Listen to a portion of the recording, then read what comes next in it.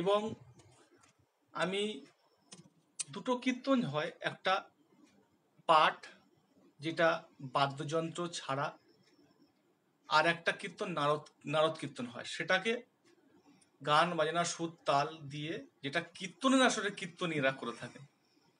আমি যত বেশি আমি জানি না, যতটুকু জানি যতটুকু আমি জানার চেষ্টা করেছি।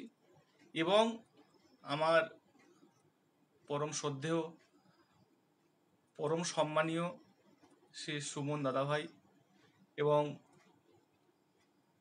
কৃষ্ণপাল দাদাজি, রাধাপদ ঘোষ মহাশয়, আরও স্বনামধন্য কীর্তনিয়ার মুখ থেকে শুনি এবং সাধু সন্তদের পাঠে শুনি।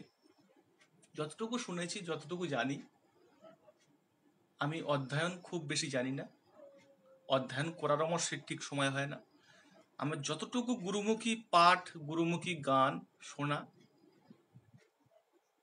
আমি চাই এই ধরনের কীর্তনিয়াকে কঠোরভাবে সাজা দেওয়া হোক, আর উনি যাতে আর কোনো আসরে না কীর্তন করতে পারে তার সঠিকভাবে ব্যবস্থা নেওয়া হোক। শুধু তাই নয়, আগামী দিন যারা কীর্তন করতে যাবে, নবদ্বীপে একটা বোর্ড কমিটি গঠন করা হোক, বা একটা সরকারি একটা শিডিউল দিয়ে, সরকারি একটা সিস্টেম, সরকারি একটা বোর্ড গঠন করে একটা অফিস তৈরি করা হোক। আগামী দিন কীর্তনিয়াদের পয়সার ডিমান্ড কিন্তু খুব কম নয়, 40, 50, কেউ 60